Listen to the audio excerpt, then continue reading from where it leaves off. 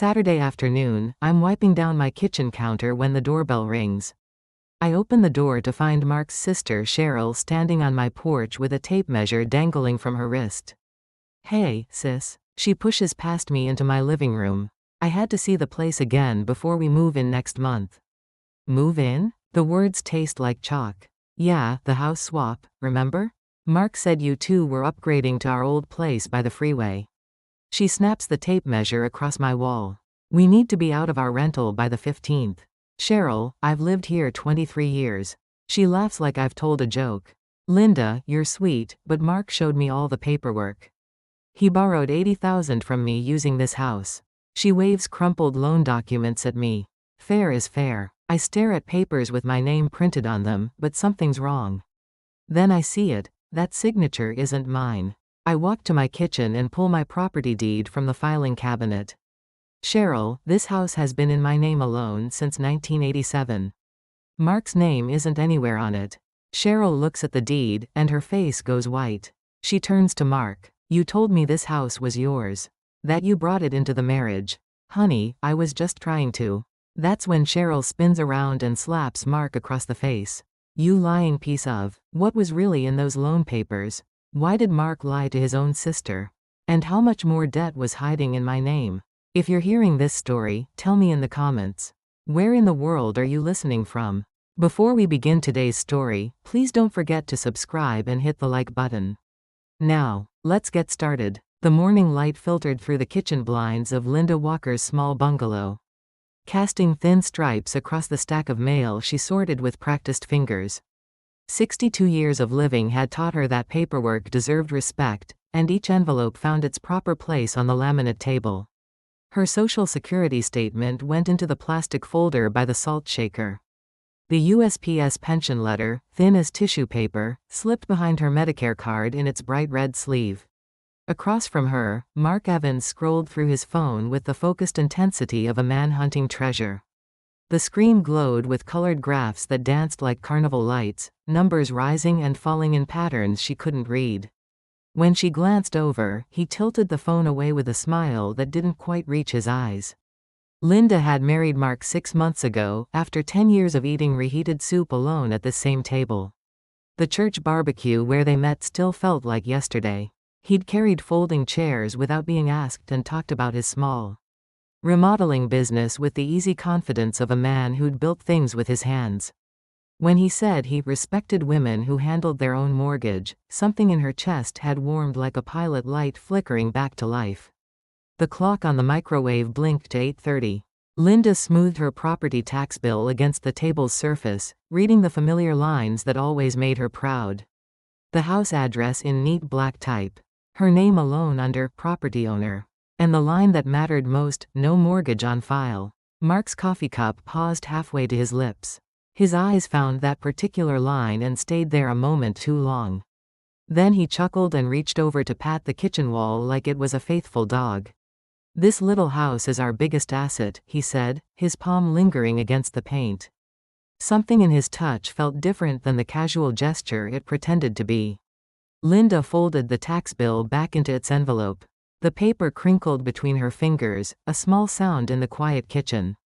Outside, Mrs. Patterson's sprinkler hissed to life next door, and a mockingbird called from somewhere in the orange tree that shaded her back porch. That evening, she walked into the living room, carrying her weekly pill organizer, the plastic compartments clicking under her thumb as she sorted blood pressure medication and vitamins. Mark sat hunched over his laptop at the card table they used for his business paperwork. When she appeared in the doorway, he snapped the computer shut with the quick reflexes of a teenager hiding something. The browser tabs she'd glimpsed for half a second, candlestick charts and a word she barely recognized, crypto, vanished behind a blank email screen. "Just checking messages," he said, his smile arriving too fast and too bright. "Did you take your blood pressure pills?" Linda lowered herself into the recliner her first husband had bought 20 years ago. The cushions held the shape of her body like an old friend's embrace. She arranged the pill compartments on the side table, each day of the week labeled in large letters she could read without her glasses. "Mark," she said, keeping her voice light as morning coffee. "What are you always checking on that thing?" He laughed and waved his phone in the air between them. Just business stuff, sweetheart. You don't need that stress on top of Medicare paperwork. His hand found hers across the space between their chairs, fingers warm and slightly damp with nervous sweat. For a moment, the reassurance almost landed. His thumb rubbed across her knuckles the way it had that first night when he'd walked her to her car after the barbecue. But then he set his phone face down on the table, screen hidden like a poker hand, and the comfort dissolved. Later, after Mark had gone to bed, Linda stood in her kitchen filing the day's mail into the cabinet by the refrigerator. Her Medicare EOB slid into the folder marked Health Insurance, with the satisfaction of a job well done. Behind it, an envelope with Mark's name caught her eye, turned backward so only the edge of a credit union's return address showed. She touched the corner of the envelope with one finger. The paper felt heavier than her usual mail, substantial in a way that made her pause. Her wedding ring clicked against the cabinet handle as she gripped it.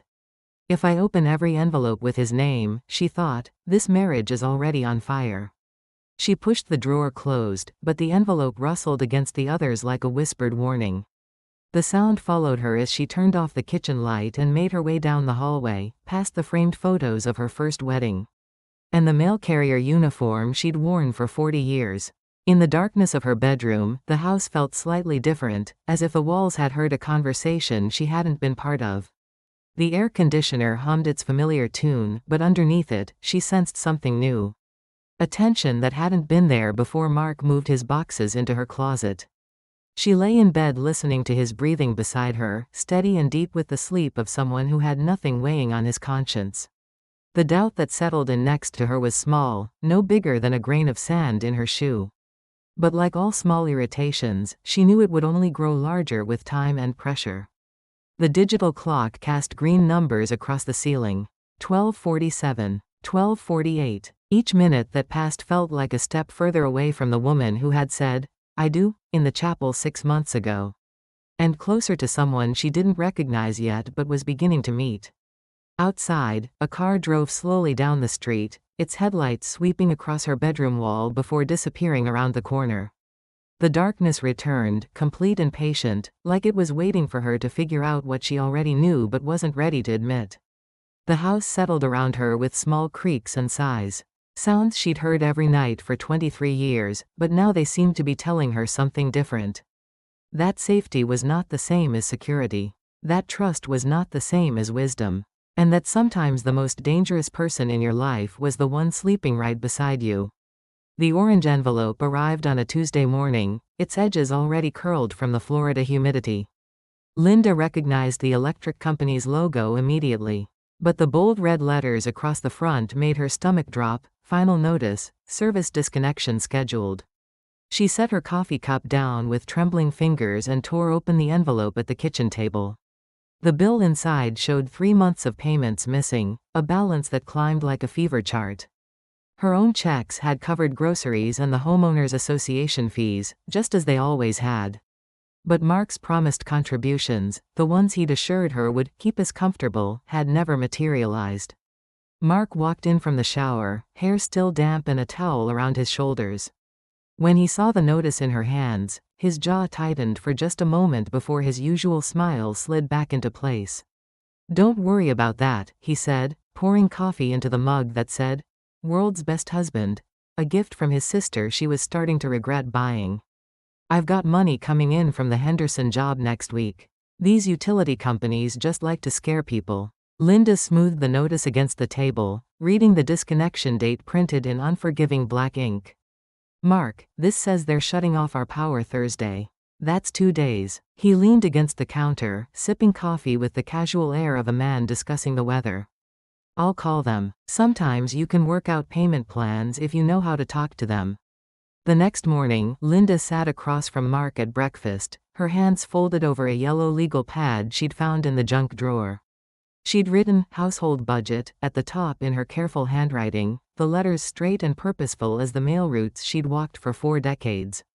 I think we should join our accounts, she said, her voice steady despite the flutter in her chest. Or at least write down which bills each of us covers. That way nothing falls through the cracks. Mark's spoon stopped halfway to his mouth, oatmeal dripping back into the bowl. Something flickered across his face, surprise, maybe, or irritation, before his features rearranged themselves into patient understanding. Linda, sweetheart, you're being old-fashioned. Money flows these days, it's not something you pin to a board like a dead butterfly. He reached across the table and covered her writing hand with his. My cash is just tied up in a few projects right now. You know how business works. She looked down at their joined hands, his wedding ring still shiny and new against the worn gold band she'd never removed from her first marriage. But Mark, I don't know how business works. That's why I need to understand where our money goes. His grip tightened just enough to make her pen skip across the page. Don't be like this. You'll give yourself high blood pressure worrying over numbers. I've got it handled. Later that afternoon, the phone rang while Linda was sorting through a stack of coupons at the kitchen table. She expected a telemarketer, but the voice on the other end was thin and careful, aged like good whiskey but sharp with embarrassment. Linda, honey? This is Dolores Evans, Mark's mother. Linda sat up straighter in her chair. Mark had mentioned his mother in Ohio, but they'd never spoken directly. The woman's voice carried the particular exhaustion that came with raising difficult children. Mrs. Evans, how nice to hear from you. Well, I wish it was under better circumstances. Dolores sighed, the sound crackling through the phone line. I don't want to make trouble, but I'm calling about that $10,000 Mark said you two needed. He told me it was for your medical bills, some kind of emergency treatment Medicare wouldn't cover. Linda's grip on the phone receiver tightened until her knuckles went white. Through the kitchen window, she could see Mark in the backyard, pacing while he talked on his cell phone. His free hand gestured wildly at the empty air. Mrs. Evans, Linda said slowly, choosing each word like she was defusing a bomb. I never asked Mark to borrow anything. My medical bills are all covered by Medicare and my supplement plan. The silence on the other end stretched long enough for Linda to hear a dog barking somewhere in Ohio and the distant sound of a television playing game show music. When Dolores spoke again, her voice had hardened with the bitter familiarity of a woman who'd been lied to before. Lord help him, she whispered. Linda, honey, please don't say anything to Mark about us talking. Not until he has a chance to explain. Maybe there's some misunderstanding. After she hung up, Linda sat staring at the phone in its cradle. Mark was still in the backyard, his conversation growing more animated. Through the sliding glass door, she could hear fragments of his voice carried on the humid breeze. Just need a little more time. And, she doesn't understand how investments work. That afternoon, a glossy packet appeared on her front porch like an unwanted gift. The return address belonged to a company called Senior Financial Solutions, and the envelope was thick enough to contain what felt like a small book. Linda recognized the address label, her name and address, printed in letters large enough for failing eyesight to read easily. Inside, colorful brochures promised to turn your home into cash. With photographs of smiling seniors drinking coffee in kitchens that looked remarkably like hers. A sticky note was attached to the front cover in handwriting she recognized as Mark's. Might be smart, just for liquidity. We could travel. Linda spread the reverse mortgage materials across her kitchen table, the same table where she'd signed her original mortgage papers 23 years ago. The documents were full of language that danced around its true meaning: access your home's equity, remain in your home while receiving monthly payments, no monthly mortgage payments required. She pulled her reading glasses down from the top of her head and read more carefully. Buried in the fine print, she found the truth: the bank would own her house. Taking it piece by piece through monthly payments until nothing remained for her children or grandchildren to inherit. The air conditioner kicked on with a rattling hum, stirring the papers on the table. Outside, a lawnmower started up somewhere down the street, the sound steady and reassuring in the way that routine maintenance always was. Linda folded the brochures back into their envelope and set them aside. Maybe I'm just behind the times, she thought. Maybe this is how people do things now, and I'm just a stubborn old woman who doesn't understand modern finance. But when she looked around her kitchen, at the coffee pot her first husband had bought her for their last anniversary, at the refrigerator covered with her grandchildren's artwork, at the window that perfectly framed the bird feeder she filled every Sunday morning, she felt something harden in her chest like concrete setting in the Florida heat. No, she said aloud, her voice cutting through the air conditioning's hum. This house got paid off with 40 years of walking mail routes. Not with crypto, not with other people's promises. And certainly not by putting myself in debt for the rest of my life. When Mark came in for dinner that evening, Linda had the reverse mortgage packet waiting on the table beside his plate. His face went through several expressions in quick succession: surprise, guilt, and finally a flash of anger that he tried to mask with concern. "Where did this come from?" he asked, though they both knew the answer. "You tell me," Linda replied, serving green beans onto their plates with mechanical precision. "Your handwriting is on the note." Mark sat down heavily in his chair, the wooden legs creaking under his weight. "I'm trying to grow what we have, Linda. I can't do that if you act like every idea is a scam." His voice rose with each word, frustration spilling over like water from a too-full sink. "Do you want to live on government crumbs forever? Social Security and a pension aren't enough to really live on." The words hit her like a physical blow. Government crumbs. As if the 40 years she'd spent delivering mail in blazing heat and driving rain. The decades of careful saving and modest living amounted to nothing more than charity she should be ashamed to accept. "Those government crumbs," she said quietly, "bought this house. They raised my children after their father died. They're the reason you have a roof over your head right now." Mark pushed back from the table, his chair scraping against the linoleum. "You don't understand what I'm trying to do here. I'm trying to build something for us, not just survive month to month like some kind of senior citizen cliché." He stormed out of the kitchen, leaving Linda alone with 2 plates of cooling food and the echo of his words ringing in her ears. Through the window, she watched him pace around the backyard again, phone pressed to his ear. Even from a distance, she could see the tension in his shoulders, the way his free hand raked through his hair in frustration. That night, Linda lay in bed listening to the familiar sounds of her house settling around her. The refrigerator hummed its ancient song, punctuated by the occasional creak of wood expanding and contracting in the humid air. Beside her, Mark slept with the heavy breathing of exhaustion, but his rest brought her no peace.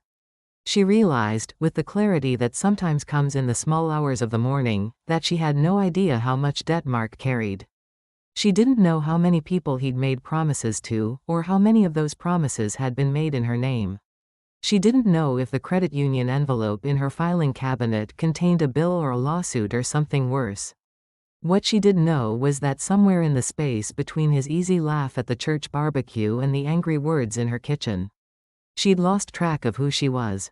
The woman who'd never signed a document she didn't read, who'd never let anyone else handle her finances, who'd never backed down from a difficult conversation. That woman had been slowly disappearing, replaced by someone eager to please and afraid to ask questions.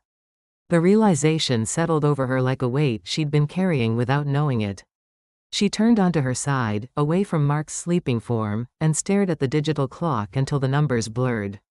4:17. 4:18. Each minute that passed felt like another step away from the life she'd built and toward something she didn't recognize.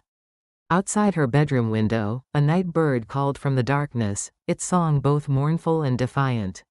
Linda closed her eyes and listened, finding in that solitary voice an echo of something she'd almost forgotten, the sound of her own will, still intact beneath the layers of doubt and compromise. Tomorrow, she decided, she would start asking the questions she should have asked months ago. Even if the answers frightened her. Even if they changed everything. The humidity hung in the air like a wet towel when Linda heard the doorbell ring Saturday afternoon.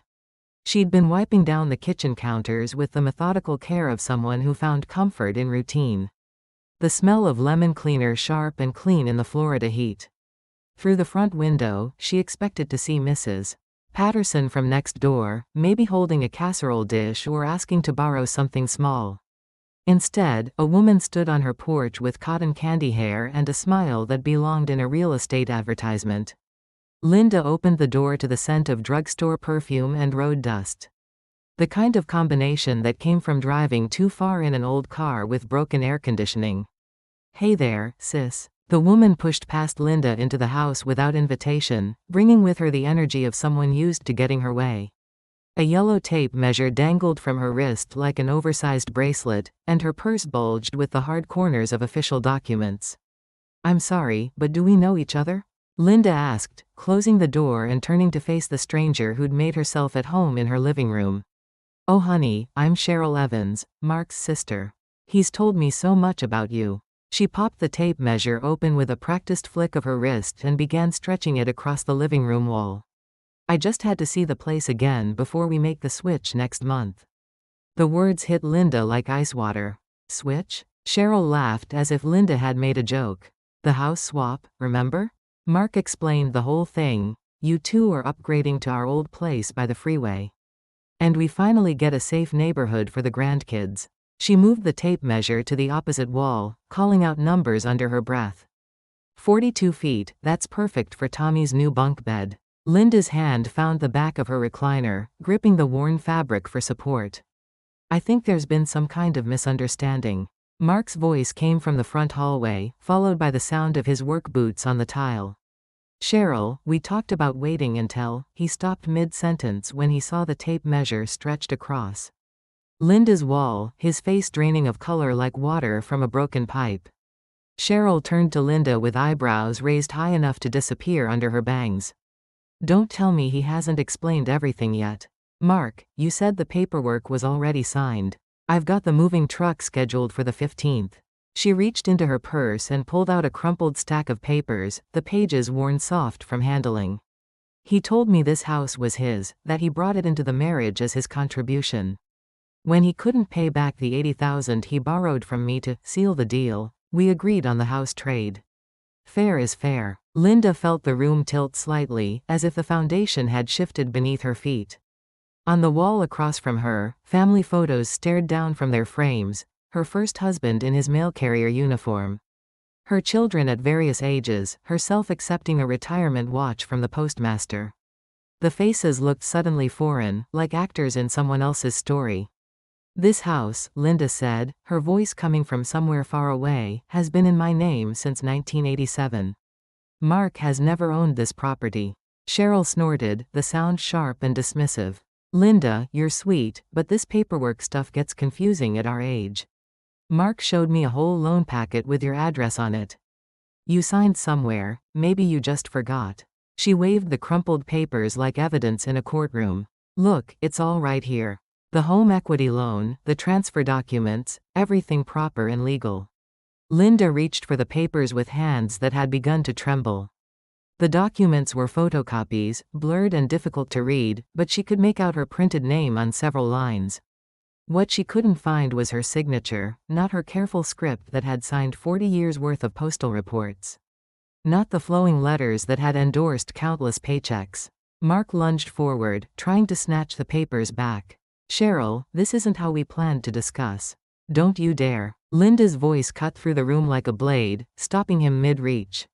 The authority in her own words surprised her. It had been months since she'd spoken with such certainty about anything. The sudden movement caused Mark to knock over her filing folder, which had been sitting on the side table. Medicare EOBs scattered across the floor like falling snow, mixing with Social Security statements and the reverse mortgage brochures. The intimate details of her financial life lay exposed on the carpet, vulnerable and violated. Cheryl folded her arms across her chest, her real estate smile finally slipping. "Look, lady, I'm not leaving here without a plan. I've already lost $80,000 because your husband can't manage money. Either you vacate by my moving date, or I call my lawyer." Linda knelt to gather her scattered papers, her knees protesting against the hard floor. As she collected the documents that represented her entire adult life, she felt herself shrinking.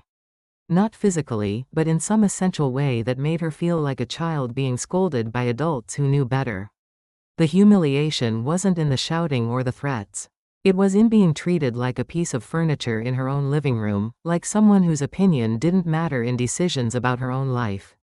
It was in watching strangers measure her walls while discussing her future as if she weren't even present.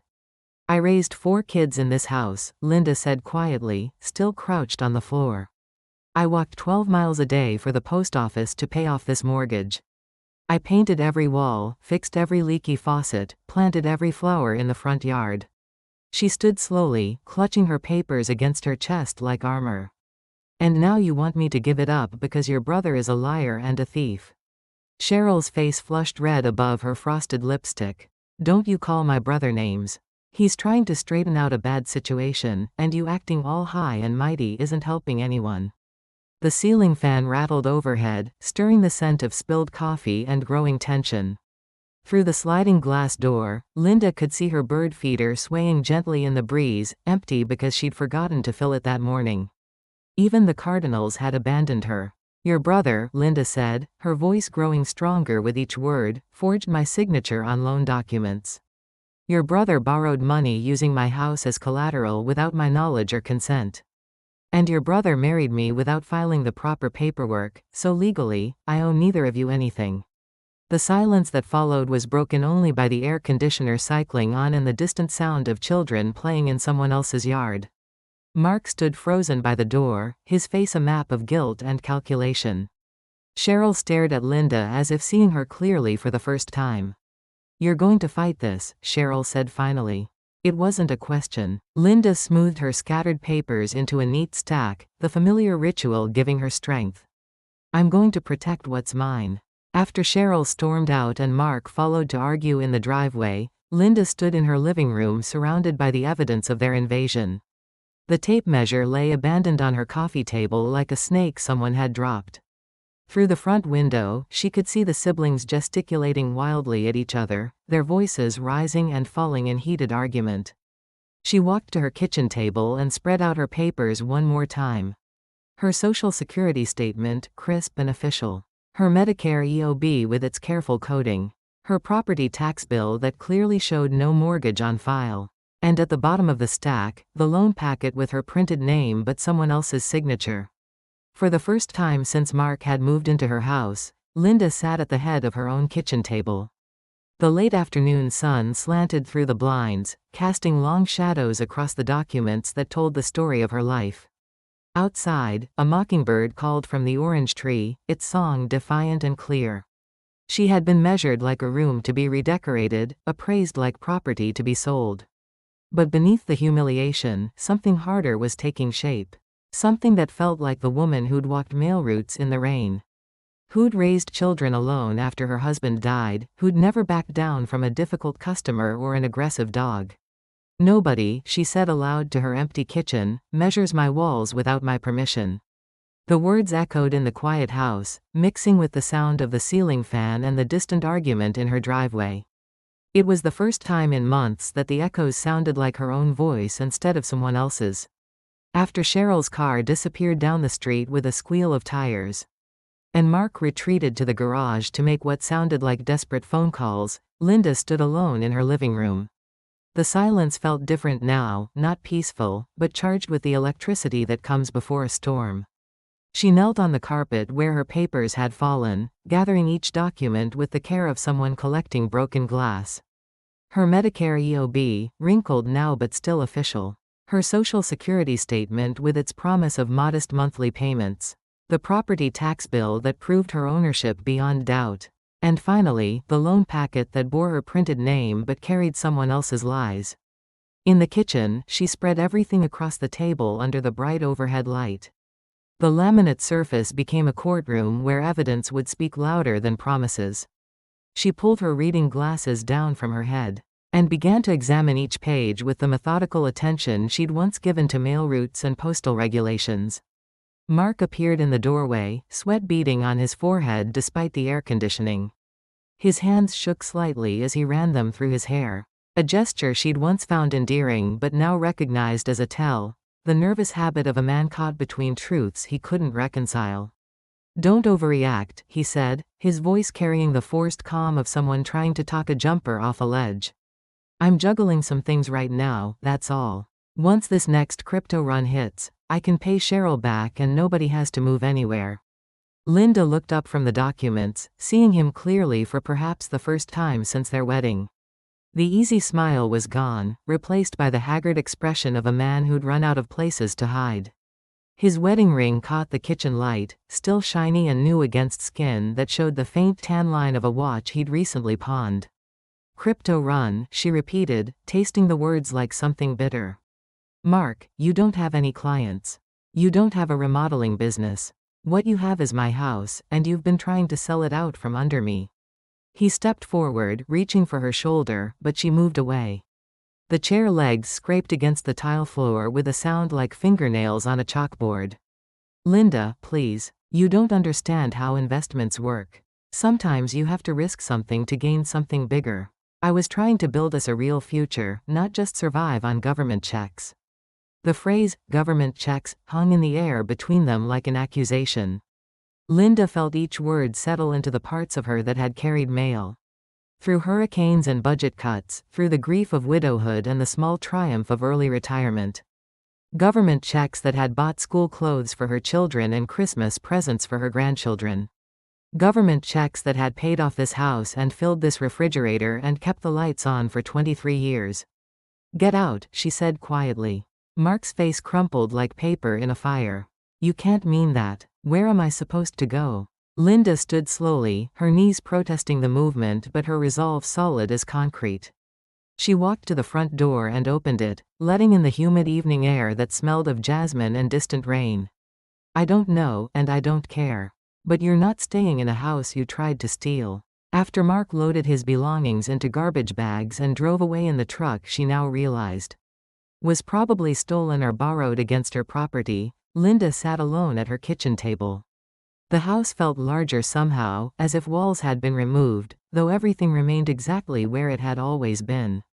The loan packet lay open before her like a crime scene she was finally brave enough to examine.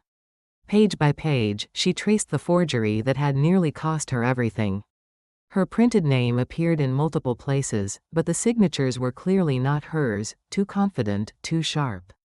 Lacking the careful curves of a woman who'd learned cursive in the 1960s and never changed her style. She found checkboxes left empty where a notary public should have stamped official approval. She found lines unsigned where co-borrowers were supposed to acknowledge their understanding. Mark had been close to pulling off his deception, but not careful enough to cover every detail. The realization should have brought relief, but instead Linda felt something colder settling in her chest. If the forgery was this obvious to her, how many other people had known? How many officials had looked the other way? How many systems designed to protect elderly homeowners had failed her completely? The television in the living room flickered to life on its timer, filling the house with the cheerful noise of a commercial for assisted living facilities. Smiling seniors in pastel cardigans walked through spotless hallways, while a soothing voice promised, no more burden on family, and all the care you need in your golden years. Linda reached for the remote and turned up the volume, letting the advertisement wash over her like a preview of her future. Clean rooms, scheduled meals, activities directors with clipboard smiles. No decisions to make, no papers to worry about, no bills to pay. Just the slow, comfortable slide toward irrelevance. Is this what I worked 40 years for? She thought. The question echoed in the empty house, competing with the television's promises of managed care and monitored medication. Outside, a train horn sounded from the freight line that ran behind the neighborhood, its lonely call carrying across the humid darkness. She'd heard that same whistle every night for 23 years, but tonight it sounded different, not like background noise, but like a warning that time was moving whether she was ready or not. Linda turned off the television and sat in the sudden quiet of her own life. The refrigerator hummed, the ceiling fan rattled, the mockingbird in the orange tree offered one last song before settling in for the night. These were the sounds of her independence, the audio proof that she still had a home to protect. She looked down at her hands, mapped with veins like river tributaries and marked with age spots that had appeared without her permission.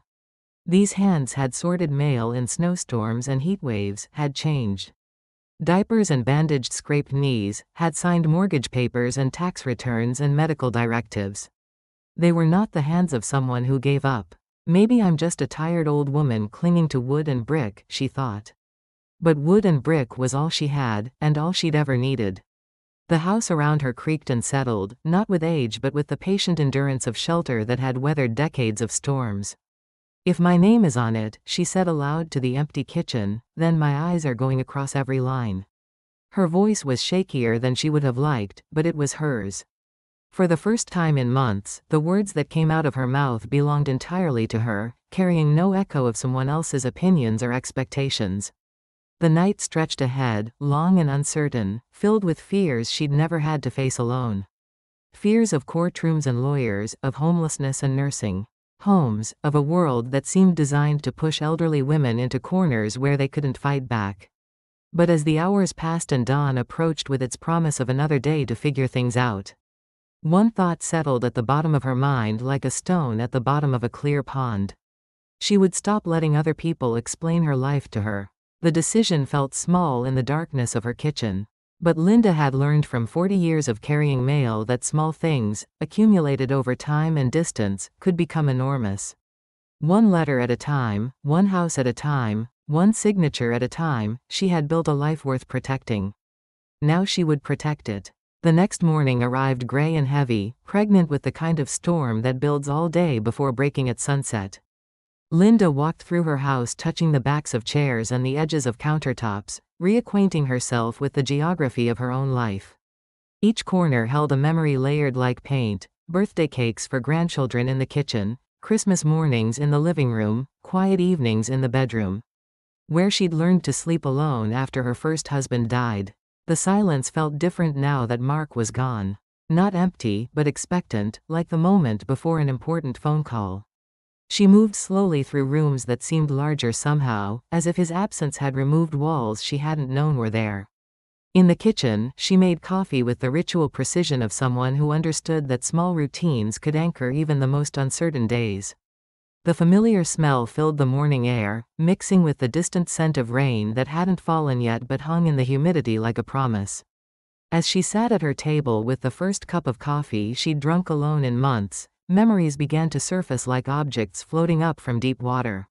Small moments with Mark that she'd dismissed or explained away, now arranging themselves into a pattern she couldn't ignore. She remembered the day at the county clerk's office after their simple church wedding. The clerk, a tired woman with kind eyes, had handed over their marriage license with congratulations and instructions for filing. Mark had insisted on walking the document back to the drop-off window himself. While Linda sat in the plastic chair reserved for people waiting for bureaucracy to process their lives. "You go sit, sweetheart," he'd said, kissing her forehead with the gentle authority of a man taking care of business. "That line is long, and your knees hurt." At the time, his consideration had seemed sweet, another small proof that she'd chosen wisely. Now she wondered if the marriage license had ever made it to the filing window. Or if it had found its way into a trash can where inconvenient legal documents go to die. Another memory surfaced from a conversation they'd had about taxes. Mark had joked about how single people get better tax breaks, and told her not to worry if some forms still listed her as widowed. She'd laughed along, taking his words as clumsy humor rather than strategic planning. The Internal Revenue Service, he'd assured her, moved slowly and wouldn't catch up with their changed status for months. She'd trusted him to handle the paperwork, just as she'd trusted him with the utility bills and the household budget. And the dozen other financial decisions that had somehow migrated from her capable hands to his less reliable ones. Each trust had felt natural at the time, the normal division of labor between partners. Now they revealed themselves as careful maneuvers, designed to isolate her from information about her own life. Linda stood and walked to the window that faced her backyard, where the orange tree drooped under the weight of unpicked fruit. The grass needed cutting, and the bird feeder hung empty on its pole like a forgotten promise.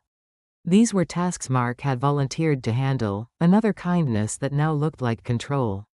He'd always moved the papers away from her when she approached, his arm casually draping over documents with the protective gesture of a poker player hiding his cards.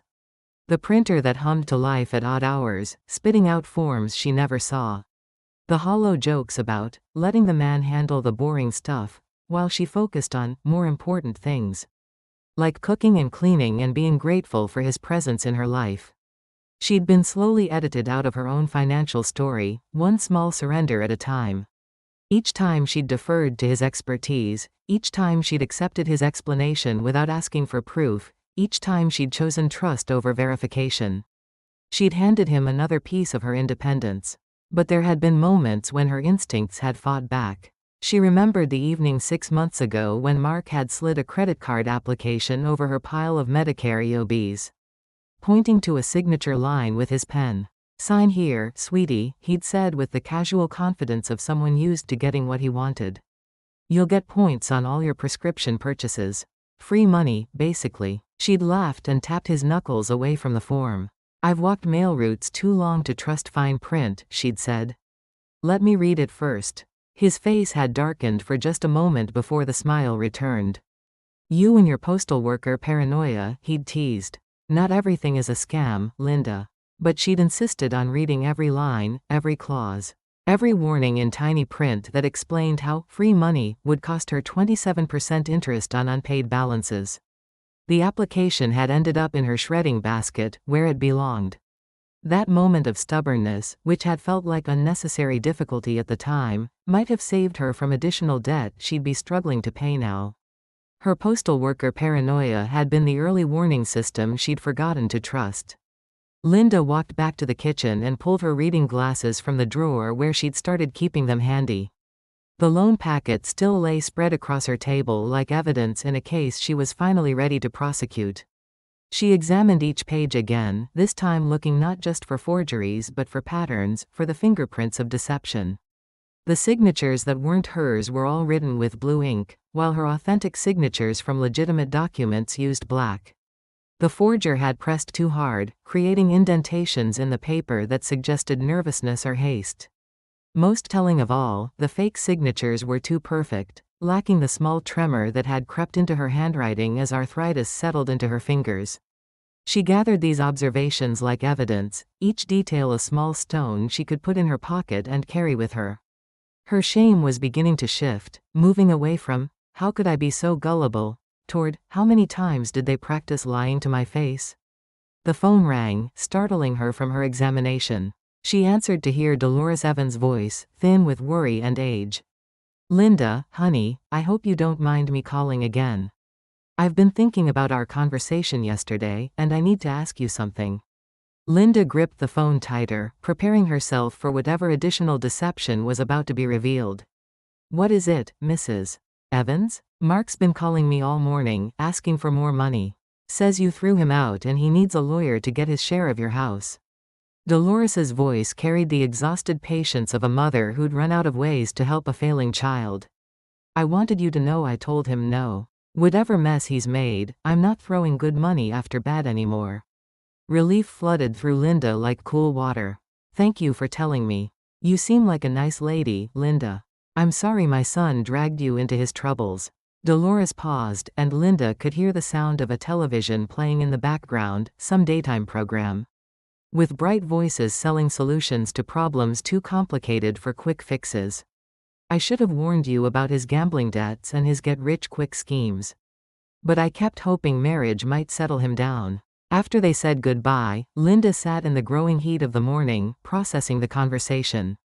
Mark hadn't just been lying to her, he'd been lying to everyone, weaving a web of deception that caught anyone foolish enough to trust him. His mother, his sister, his wife who wasn't legally his wife. All of them casualties of his need for easy money and his willingness to sacrifice other people's security for his own schemes. The anger that rose in her chest felt clean and righteous, like fever breaking after a long illness. She'd been carrying shame for months, blaming herself for missing signs and ignoring warnings. But the shame belonged to Mark, not to her. She'd done what honest people do, she'd trusted someone who claimed to love her. His betrayal was his failure, not hers. Outside, thunder rumbled in the distance, still hours away but building power over the Gulf of Mexico. The storm would come whether she was ready or not, but she could prepare for it. She could gather her important papers and charge her phone and fill containers with water. She could take the small, practical steps that would help her weather whatever came next. For the first time since Cheryl had measured her walls, Linda felt something approaching hope. Not the naive optimism of someone who believed everything would work out fine, but the harder hope of someone who'd decided to fight for what mattered most. She looked around her kitchen, at the refrigerator covered with grandchildren's artwork, at the coffee pot her first husband had bought her, at the window that perfectly framed the bird feeder she would remember to fill tomorrow. This was her life, built one day at a time over 62 years of decisions both large and small. Nobody was going to explain it away from her. Monday morning arrived with the clarity that sometimes follows storms, though the rain Linda had been expecting never came. She woke to sunlight streaming through blinds that needed dusting, and the determined song of a mockingbird that had claimed the orange tree as its personal stage. The canvas bag sat by her front door, packed the night before with the methodical care of someone preparing for battle. Inside, her property deed lay flat between pieces of cardboard, protected like the valuable document it was. Her mortgage satisfaction letter, social security statements, Medicare card, and the fraudulent loan packet formed a careful stack, each piece of paper a witness to either her legitimacy or Mark's deception. The bag's strap cut into her shoulder as she walked the 6 blocks to the county courthouse, but the weight felt like armor rather than burden. Around her, the morning world was waking up, sprinklers hissing to life on brown lawns, school buses starting their routes. The everyday machinery of a community going about its business. For the first time in months, Linda felt like part of that world instead of someone watching it from the outside. The county recorder's office smelled of industrial coffee and photocopier toner, the particular aroma of bureaucracy functioning at the speed of democracy. Fluorescent lights hummed overhead, casting everything in the greenish glow that made everyone look slightly ill. Linda took a number from the red dispenser and settled into a plastic chair that had been designed by someone who'd never sat in one. Around her, the waiting area filled with the usual mix of people who needed government services, young couples clutching loan applications, contractors with rolled blueprints, lawyers whose expensive shoes clicked against linoleum floors. Linda looked at her own sensible sneakers and felt briefly out of place, then reminded herself that she belonged here as much as anyone. This was her county, her government, her right to verify the truth about her own property. When her number was called, she approached the counter with her deed in hand and her shoulders straight. The clerk, a woman about Linda's age with gray roots showing beneath auburn hair, looked up with the patient expression of someone who'd spent decades helping people navigate official confusion. "I need to verify the ownership status of my property," Linda said, sliding the deed across the counter.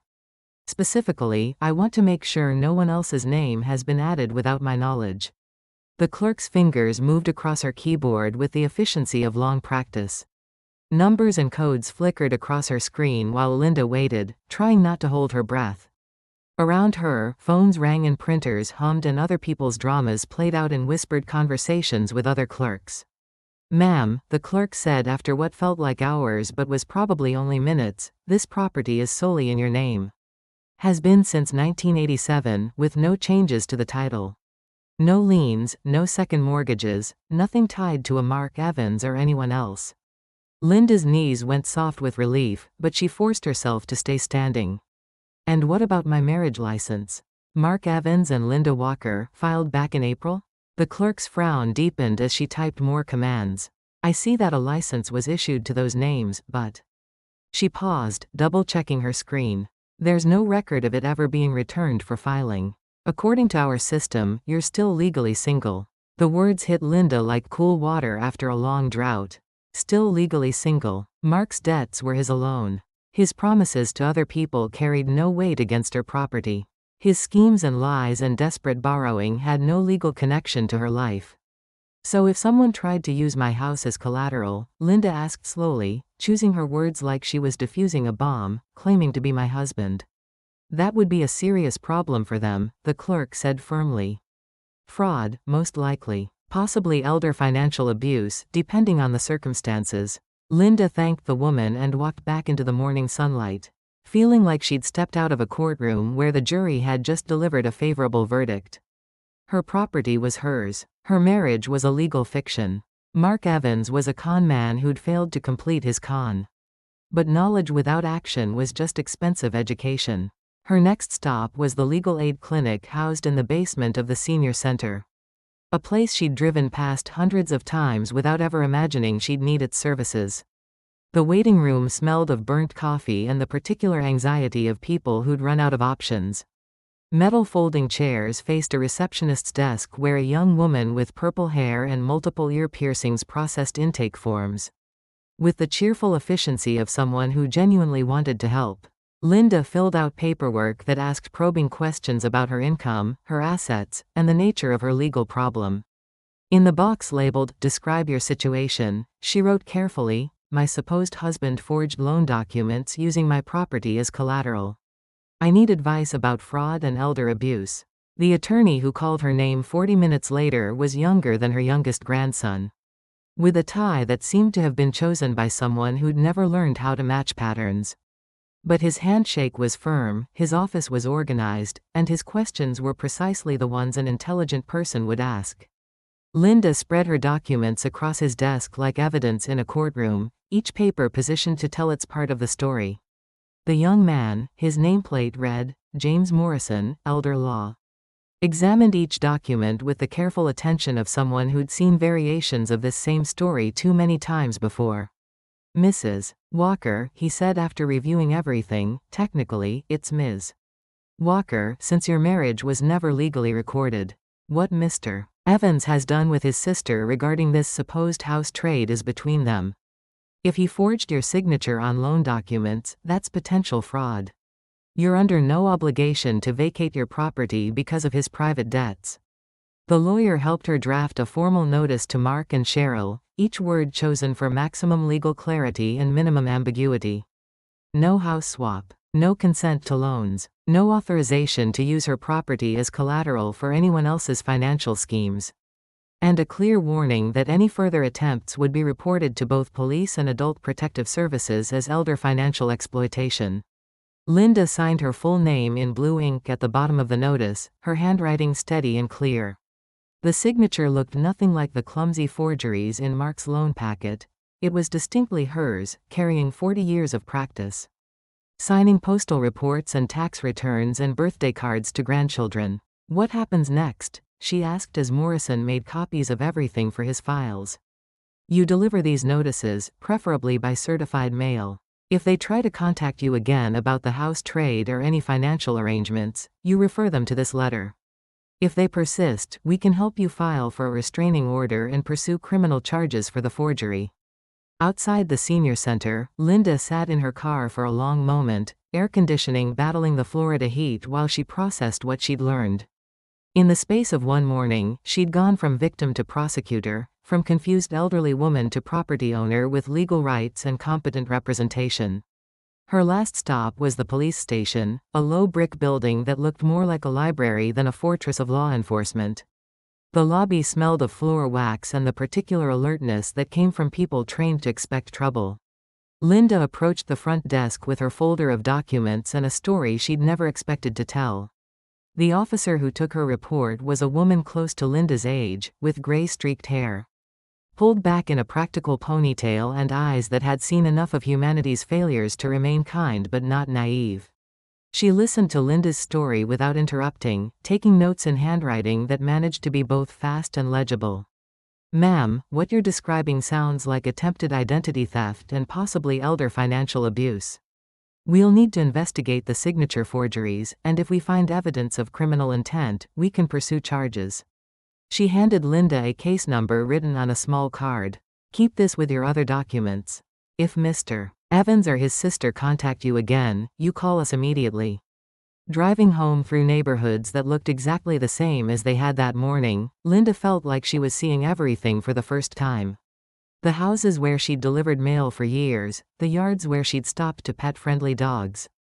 The corner where she'd witnessed a fender bender and stayed to give a statement to police, all of it looked different now that she was someone who took action instead of someone who waited for other people to make decisions. That evening, she organized her expanded folder of documents in her kitchen, each paper now labeled and filed in chronological order. Her property deed anchored the collection, followed by the attorney's letter, the police report, and copies of everything she'd submitted as evidence. For the first time since Mark had moved his belongings into her house, Linda sat at the head of her kitchen table instead of deferring to the side. The late afternoon sun slanted through her blinds, casting long shadows across paperwork that now felt like weapons instead of burdens. She thought about all the mornings she'd sat in this same chair, sorting mail and trusting other people to handle the complicated parts of her life. That woman seemed like a stranger now, not weak, exactly, but unaware of her own strength. Like someone who'd forgotten she had the right to ask questions and demand answers and refuse to accept explanations that didn't make sense. Tomorrow, she would mail the legal notices by certified delivery. Mark and Cheryl would learn that their victim had discovered she was actually a property owner with rights and representation. The game they'd been playing with her life was officially over. But tonight, Linda simply sat in her own kitchen, in her own house, surrounded by her own choices. Outside, the mockingbird sang its evening concert while sprinklers whispered on lawns throughout the neighborhood. These were the sounds of her independence, the audio proof that she was still here, still fighting, still standing on ground that belonged only to her. The certified mail receipts came back on a Thursday morning, their green cards bearing Mark's signature and Cheryl's angry scrawl. Linda filed them carefully in her expanding folder, each signed receipt another piece of evidence that her legal notice had reached its intended targets. 2 days later, her phone rang with a number she didn't recognize. When she answered, Cheryl's voice came through the line sharp with fury and something that sounded like panic. "We need to talk," Cheryl said without preamble. "This legal nonsense you're pulling isn't helping anyone. Come to Mark's apartment at 3 o'clock today, and we'll sort this out like adults." Linda gripped the phone tighter, feeling the weight of all the preparation that had led to this moment. "If you want to discuss anything legal, you can contact my attorney. His number is on the letter I sent you." "Don't be ridiculous," Cheryl snapped. "Lawyers just make everything more expensive and complicated. This is family business." "We're not family," Linda said quietly. "And my business is between me and whoever I choose to share it with." After she hung up, Linda realized her hands weren't shaking. The conversation that would have terrified her 2 weeks ago now felt manageable, like a difficult customer complaint she'd handled countless times during her postal service career. Difficult people made threats and demands, but they couldn't actually force you to abandon your position if you knew what you were standing on. That afternoon, her doorbell rang precisely at 3 o'clock. Linda checked through her front window before opening the door, finding Mark and Cheryl standing on her porch with the grim determination of people who'd come to collect what they believed they were owed. "We're here to clear things up," Mark said when she opened the door. His face looked thinner than she remembered, hollowed out by stress and whatever late nights he'd been spending trying to solve problems that kept multiplying faster than his solutions. Linda stepped back to let them in, not out of hospitality but because she wanted this confrontation to happen in her living room. Surrounded by her family photos and her furniture and the 40 years of memories that proved this space belonged to her. "Have a seat," she said, gesturing to the couch that faced her kitchen table. She'd arranged 3 items on the table's surface before they arrived: her property deed, the county clerk's letter confirming her unmarried status, and the legal aid notice she'd had drafted. The reverse mortgage brochures sat to one side, folded in half and silent as an accusation. Cheryl perched on the edge of the couch like someone ready to spring into action, while Mark slumped into the cushions with the defeated posture of a man who'd run out of angles to play. The afternoon light streaming through the blinds cast harsh shadows across both their faces. "Let's start with the basics," Linda said, taking her seat at the head of her table with the authority of someone chairing a board meeting. She tapped her property deed with one finger. "This house was purchased in 1987 by Linda Walker and her late husband Robert Walker. When Robert died, full ownership transferred to me. Mark's name has never appeared on this title." Cheryl looked from the deed to her brother, her carefully applied makeup beginning to crack around the edges. "Mark, you told me you brought this house into the marriage. You said it was your biggest asset." Linda lifted the county clerk's letter, reading aloud from the official letterhead. According to Hillsborough County records, no marriage license was ever filed for Mark Evans and Linda Walker. "Legally speaking, we were never married. Which means his financial obligations are entirely separate from mine." The silence that followed was broken only by the air conditioner cycling on and the distant sound of children playing in someone else's yard. Mark stared at his hands, while Cheryl's face cycled through disbelief, anger, and something that looked like the dawning realization of how thoroughly she'd been deceived. "You told me," Cheryl said slowly, her voice rising with each word, "that Linda was your wife. That this house was marital property. That you had the right to use it as collateral for the money you borrowed from me." I was going to file the marriage license, Mark mumbled without looking up. I just needed more time to get the financial stuff straightened out first. Cheryl stood up abruptly, her purse sliding off her lap and hitting the floor with a thud that scattered the contents across Linda's carpet. Lipstick, car keys, and crumpled receipts mixed with what looked like collection notices and overdue bill statements. "You stole from me," she said, her voice cutting through the room like broken glass. "You took $80,000 under false pretenses, and when you couldn't pay it back, you tried to trade away a house that was never yours to begin with." She turned to face Mark fully, her hand rising before Linda could think to intervene. The slap echoed through the living room, sharp and final as a judge's gavel. Mark's head snapped to the side, and when he looked back at them, his eyes were wet with something that might have been tears or might have been the shock of consequences finally arriving. "I put it all in cryptocurrency," he said, his voice barely above a whisper. "There was this system, this guaranteed way to double your investment in 3 months. I thought I could pay everyone back with interest before anyone even noticed the money was gone." Linda felt something cold settle in her stomach. "Everyone? My mother, Cheryl, the credit union, some guys I knew from work." Mark's words tumbled out like confessions at a deathbed. It was supposed to be temporary. Just until the crypto market hit its next big surge. "How much?" Cheryl demanded, her face white above her frosted lipstick.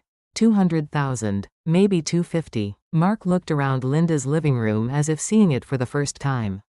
"I figured Linda was safe. She had her pension and social security in this house. If I could just convince her to remortgage temporarily, or do a reverse mortgage for liquidity." "You figured I was a cushion," Linda said, the words coming out harder than she'd intended. "Not a person with her own plans and needs. Just a place for you to land when your schemes collapsed." The storm that had been building all afternoon finally arrived outside, thunder rolling low across the neighborhood, while rain began to patter against the windows. The sound provided a soundtrack for the moment when 3 people sitting in Linda's living room finally understood exactly who they were dealing with. Linda slid the legal aid notice across the table toward them. "I've already spoken to an attorney and filed a report with the police. Any further attempts to involve my name or my property in your financial arrangements will be reported as elder financial abuse and identity theft." She stood up, walking to her front door and opening it despite the rain that had begun to blow across her porch. "This house, and this life, belong to me. Today, the law wrote in ink what my heart has been shouting for months: I don't owe either of you anything." Cheryl gathered her scattered belongings from the floor, her movements sharp with barely controlled fury. "I'm calling a lawyer, Mark. Not to help you this time, to sue you. You're going to pay back every penny you stole, even if it takes the rest of your worthless life." She stopped at Linda's door, rain blowing in around her as she turned back one last time. "I'm sorry," she said, the words directed at Linda but carrying the weight of apology for more than just the afternoon's confrontation. "I should have known better than to trust him with money. But I never thought he'd drag a nice woman into his mess." Mark started to speak, but Linda raised her hand to stop him. "You don't get to explain or apologize or ask for forgiveness. You get to leave, now." The door closed behind them with the solid sound of a lock engaging. Through her front window, Linda watched Mark and Cheryl argue in her driveway, while rain soaked through their clothes and turned their raised voices into background noise that competed with thunder. In her kitchen, she gathered the documents from the table and filed them back in their proper folders. Each paper found its designated place with the satisfaction of order restored after chaos. Her property deed went back to its protective sleeve, proof of ownership that no one could dispute or forge or explain away. The house around her creaked and settled as it had every night for 23 years, but now the sounds felt different. Not like the complaints of aging wood and shifting foundations, but like the satisfied sighs of a structure that had weathered another storm and emerged intact. Linda made herself a cup of tea and sat in her recliner, listening to the rain wash the last traces of Mark Evans from her life. Tomorrow there would be more paperwork, more phone calls, more steps to take in protecting what was hers. But tonight, she simply sat in her own living room, in her own house, on her own terms. The game was over, and she had won. 6 months after Cheryl's car disappeared down her street for the last time. Linda's bungalow had settled back into the rhythm of a life lived by choice rather than circumstance. The living room walls now wore a soft blue she'd chosen from dozens of paint samples. And the kitchen table had been moved to catch the morning light from the east-facing window. The filing cabinet that had once seemed like a monument to bureaucratic confusion now stood organized like a small library, each folder labeled in Linda's clear handwriting. Property documents, legal correspondence, financial records, and the newest addition, volunteer work.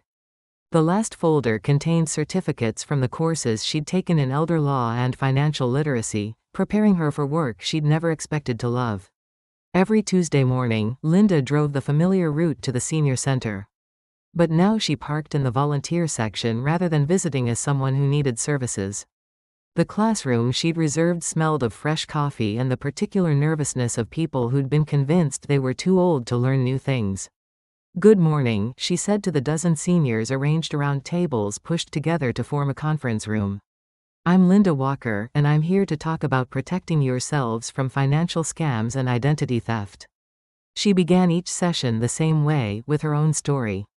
Not the details that would embarrass or frighten, but the essential truth that even smart, careful people could find themselves vulnerable when isolation and loneliness made them hungry for companionship and trust. "If anyone ever says, 'Don't worry about the details, just sign,'" she told them, her voice carrying the authority of hard-won experience, "that's your signal to slow down, not speed up. Nobody who cares about your welfare will rush you into decisions about your money or your property." The faces around the table nodded with recognition. Mrs. Chen, whose daughter had been pressuring her to sign a power of attorney. Mr. Rodriguez, who'd been receiving calls about a free vacation that required a small processing fee. Ms. Washington, whose church friend had suggested they pool their resources for a surefire investment opportunity. Each story was different in its details but identical in its structure. Someone with something to lose, someone with something to gain, and a system designed to separate the two as efficiently as possible.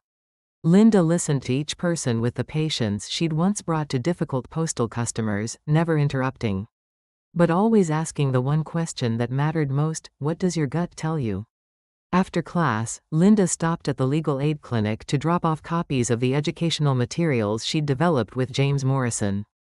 Their working relationship had evolved from attorney-client to something approaching colleagues, united by their shared mission to keep elderly people from losing everything to the schemes of those who saw gray hair as opportunity. "How many people signed up for next week's session?"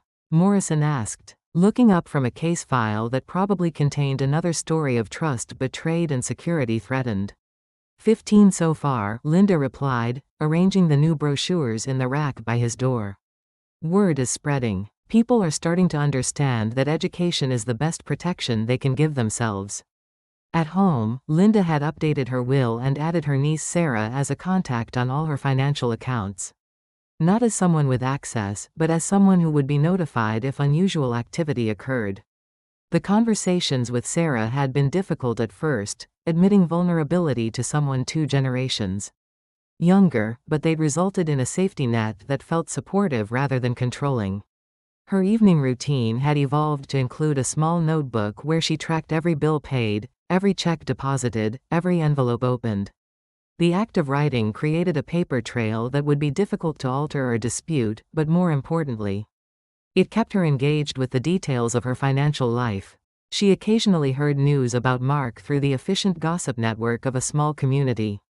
The civil case Cheryl had filed against him was proceeding slowly through the courts. His former employer had terminated him after the fraud investigation revealed irregularities in client accounts. The apartment he'd moved after leaving her house had been foreclosed. And current estimates placed him living with a friend whose patience and resources were both reportedly running thin. The news stirred complicated feelings in Linda, anger that remained fresh even months later. Pity for a man who'd destroyed his relationships with systematic dishonesty, and relief that his problems were definitively not her problems. But no temptation to check in, or see how he was doing, or any of the other generous impulses that had made her vulnerable in the first place. One evening in late fall, as the Florida heat finally began to break and evening air carried the promise of cooler weather, Linda sat on her front porch with a glass of iced tea.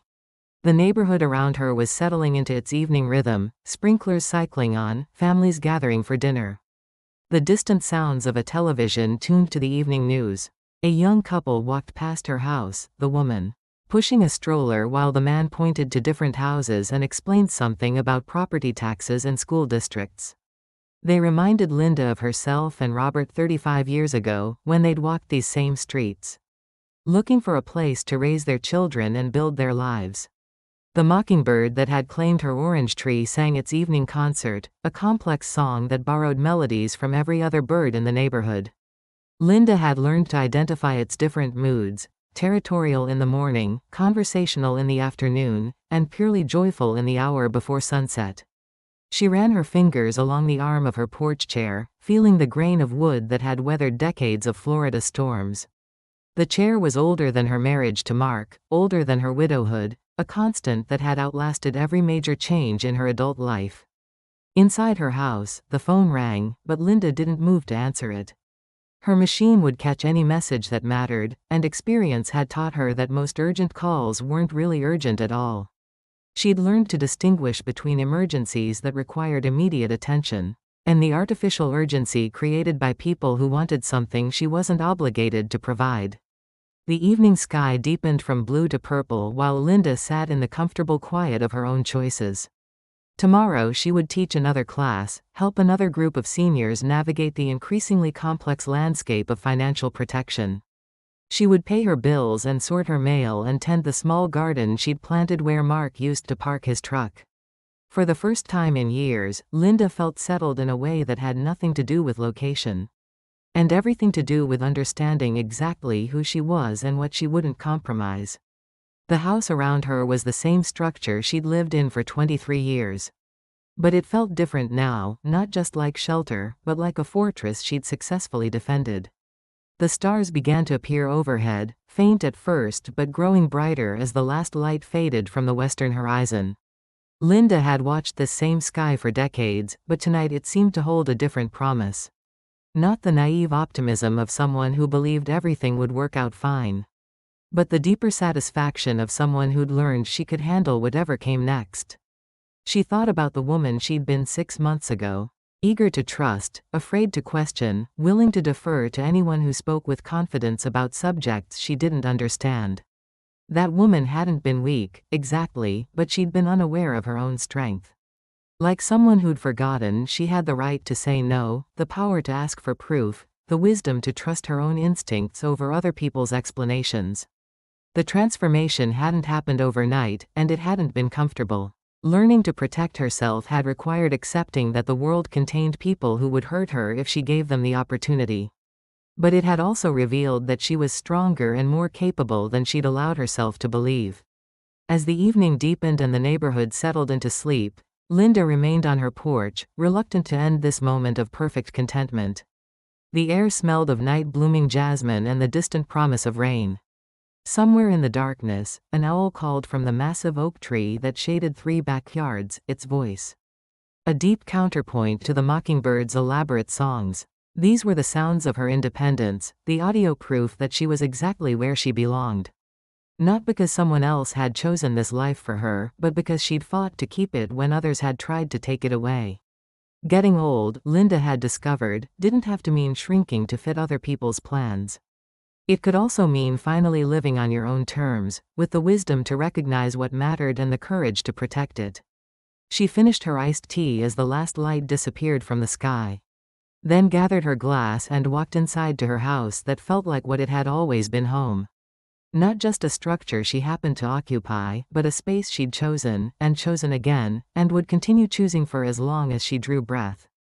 The front door closed behind her with the solid sound of security freely chosen rather than randomly discovered. In her kitchen, she rinsed her glass and placed it in the dishwasher, completing the small routine that marked the end of another day lived entirely on her own terms. Life, Linda had learned, doesn't end just because it breaks once. What falls apart can be the very place where we learn to stand again, stronger than we knew we could be, wiser than we were before the breaking began. If this story gave even a small moment of strength to someone out there, then everything she'd gone through meant something today. Every difficult conversation, every moment of fear overcome, every signature she'd refused to give without reading what she was signing first. All of it had led to this quiet evening when she could sit in her own house and know with absolute certainty that it would remain hers for as long as she wanted it. The lessons she'd learned weren't just personal victories. They were tools she could share, wisdom she could pass along to other people who found themselves vulnerable in a world that often mistook gray hair for weakness. Her story had become larger than her own experience, transforming from private trauma into public service. As she turned off the kitchen lights and made her way toward her bedroom, Linda felt the deep satisfaction of someone who'd not only survived a crisis but had emerged from it more capable than before. The house settled around her with its familiar creaks and sighs, sounds that no longer worried her because she knew every board and nail that created them. Tomorrow would bring new challenges and new opportunities to help others protect what mattered most to them. But tonight, Linda Walker slept in her own bed, in her own house, surrounded by her own choices and protected by her own strength. If this resonated with you, please like and subscribe, and share a piece of your own story in the comments below. Your words might become the seed of the next chapter we create together. Thank you for spending this